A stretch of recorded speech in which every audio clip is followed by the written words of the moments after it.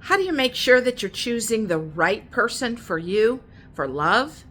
Well, in my never to be humble opinion, when you've made mistakes in love and realized it, it's by choosing somebody who's really different. My videos on Monday and Wednesday were about, how we're kind of given a list of the wrong things that we want to choose. And I want to share with you what I did like way differently after having made horrific mistakes in relationships to finally choose right. And what I did, by the time I was 33, I was going through my second divorce. And a couple years later, I was in a relationship that became physically abusive.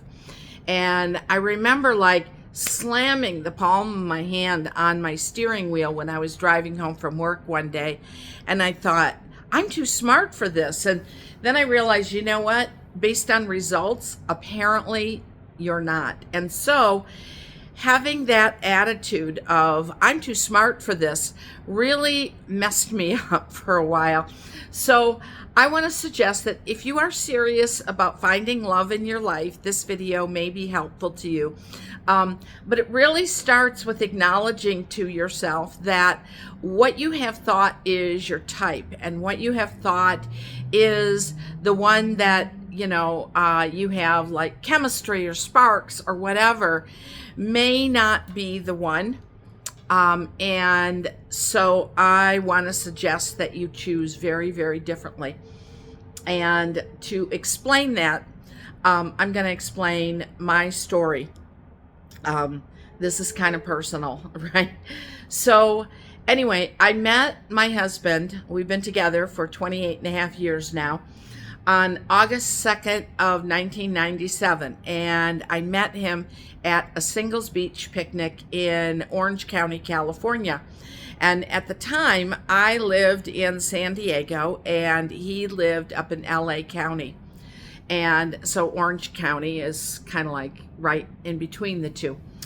And I had been through quite a journey of looking at relationships differently and really looking at myself differently and what I deserved and all those, I'd been through a big personal growth journey. And the guys that I had chosen before, especially, the serious important relationships, it's like looks were important. Having a college degree was important because I worked my butt off to get my college degree. I mean, I paid student loans and, the whole thing. And I decided to look very differently. And I mean, not that my husband is undereducated. He has a master's degree. I don't, And so when I met him, there was kind of this instant spark of kismet or something, but he was so different from anyone else. For starters, he was from India. And so the reason I tell you this is like, don't necessarily close your mind to people from different cultures. It can be, or different races, okay? It can be really, sort of a difference that kind of sparks an energy between the two of you. Now, does that mean that there have been no issues over the last 28 years over the fact that he's from India? Of course not. There have been. And when it happens, when he'll say something, and I'm like, oh, geez, this is crazy Indian shit, he will laugh and go, yeah, it probably is, But what was really different is he wasn't as tall, he wasn't nearly as well dressed, right? Ernie looked like a mechanical engineer from the 1970s, and I know because, I grew up in the Detroit area where you couldn't swing a dead cat without hitting a mechanical engineer, with the wire rim glasses and clothes that kind of hung too loose and everything, and not fashionable at all.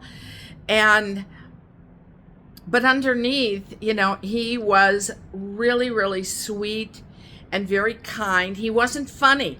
I mean, women have this thing, oh, he has to be able to make me laugh.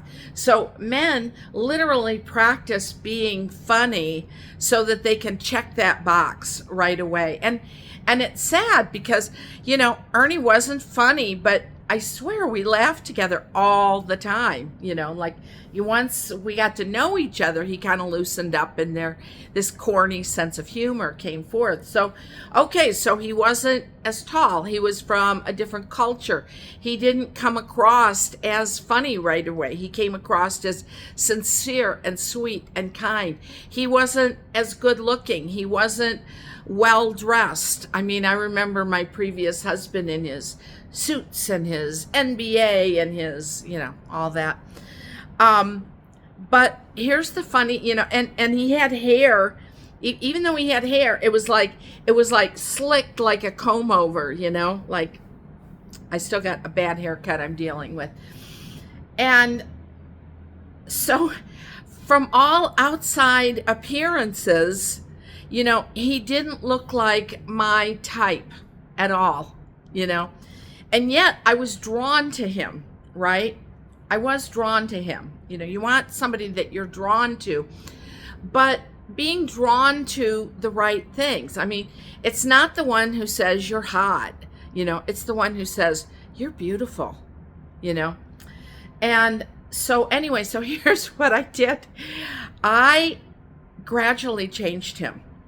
And, I mean, okay, that's not unusual. Like women all the time try to change a guy and make him become this sweet, sensitive person. But, you can't change somebody on the inside. I mean, they have to be motivated to do that themselves.